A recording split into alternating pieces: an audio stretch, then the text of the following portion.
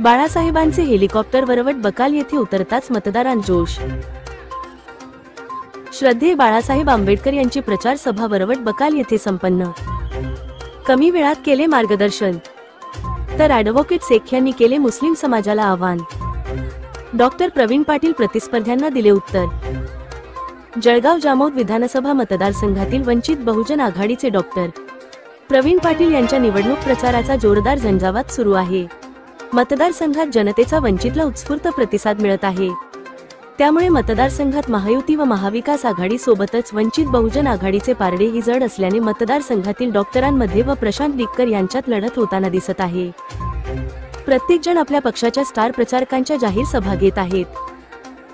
वंचित उमेदवार डॉक्टर प्रवीण पाटील यांनी आपल्या निवडणूक प्रचारासाठी अगोदर बाळासाहेबांचे चिरंजीव सुजातदादा आंबेडकर व नोव्हेंबर 15 रोजी वंचितचे सर्वेसर्वा व वंचित बहुजन आघाडीचे राष्ट्रीय अध्यक्ष ॲडव्होकेट बाळासाहेब आंबेडकर यांच्या जाहीर सभेचे आयोजन इंडियन पेट्रोल पंपच्या बाजूला सोनाळा रोड वरवट बकाल येथे केले होते।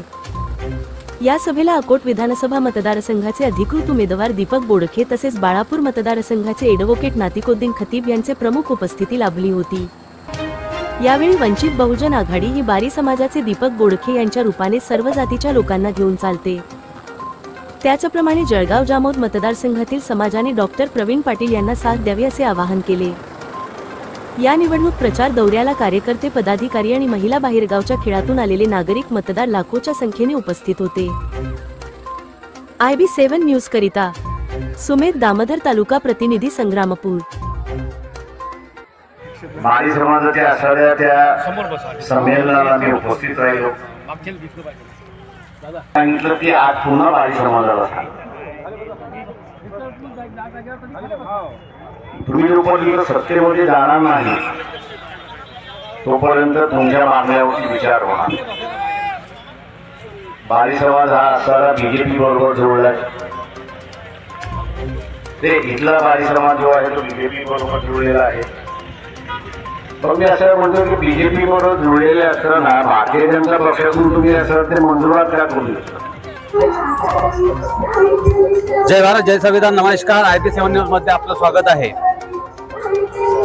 विधानसभेच्या रणधुमाळीमध्ये जळगाव जामोद मतदारसंघामध्ये एक उभरती जी पार्टी आहे, उभरता जो पक्ष आहे वंचित बहुजन आघाडी यामध्ये आहात। तर या दोन्ही पक्षाचा जर विचार करता आपण वंचित बहुजन आघाडीचा जर या ठिकाणी जीवनात उभे आहात तर काय वाटते तुम्हाला त्या पक्षासंदर्भात आणि तुमच्या संदर्भात? हे जे दोन्ही पक्ष आहेत, सत्ताधारी पक्ष भाजप असेल त्याने 20 वर्षात जे आहे कमिशन राज आणलेला आहे। तर कॉन्ट्रॅक्टर कमिशन याच्यावरच त्याचा खेळ चालू आहे। सत्तेतून पैसा, पैशातून सत्ता। आणि दुसरे जे काँग्रेसचे माजी आमदार आहे आणि त्यांच्या कन्या उभ्या आहेत, त्यांनी 15 वर्षाची काय आहे विकास, तो फक्त स्वतःचाच विकास केला। त्यांचेच कृषी कॉलेज काढले, त्यांचेच फार्मसी कॉलेज काढले, त्यांचेच कॉलेजेस, बाकी कॉलेजेस काढले आणि फार्मसी, BEd हे सगळ्या कॉलेजेस माध्यमातून स्वतःचाच विकास केला। त्यांच्या पतसंस्था आहे, तिथे पण कोणत्याच समाजाला त्यांनी स्वतःच्या समाजाच्या व्यतिरिक्त तिथे त्यांना नोकऱ्या दिल्या नाहीत। तिथे एकही मुस्लिम, एकही OBC इतर त्यांच्या सोडून कोणालाही त्यांनी तिथे काम दिलं नाही। अशा प्रकारे फक्त जातीवादी मानसिकतेला असलेले हे माजी आमदार यांनी कोणत्याही घटकाचा विकास केला नाही। आणि जे आता ते सध्याचे BJPचे आमदार आहे हे फक्त कमिशन राजवर त्यांची आहे। असे हे दोन्ही उमेदवार सत्तेतून पैसा आणि पैशातून सत्तेची मस्ती दाखवत आहेत आणि याच्यातूनच ते जनतेला आमिष दाखवून भूलतापा देऊन निवडून येत आहे। पण यावेळेस निश्चितच वंचित बहुजन आघाडी एक विकासनामा घेऊन आली आहे। शेतकऱ्यांसाठी त्यांचा विकासनामा आहे, युवकांसाठी आहे, युवकांचा रोजगार, शिक्षण, व्यावसायिक शिक्षण असेल, आरोग्याच्या सुविधा असतील किंवा जे काही आपल्या मूलभूत गरजा असतील, पाणी, रस्ते,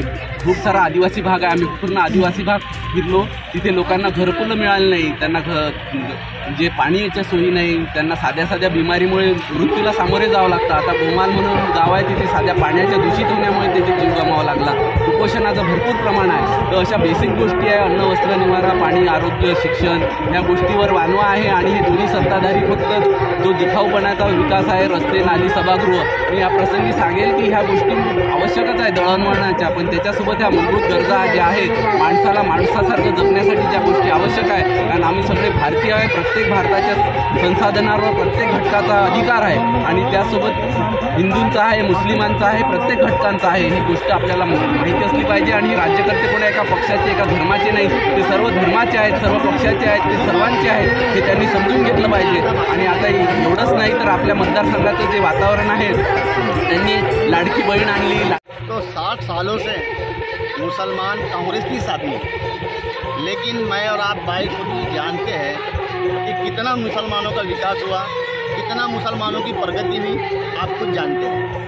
सच्चर कमेटी ने जो है रिपोर्ट मंगाई, रिपोर्ट में बताया गया कि जो है मुसलमानों की शैक्षणिक आर्थिक स्थिति बहुत गंभीर है, इनको विशेष जो है आरक्षण देना चाहिए और ये समाज में आगे बढ़ना चाहिए, लेकिन वो कांग्रेस की सरकार ने अभी तक नहीं की. अगर वो मुसलमानों के साथ होती तो मुसलमानों को आगे बढ़ाती.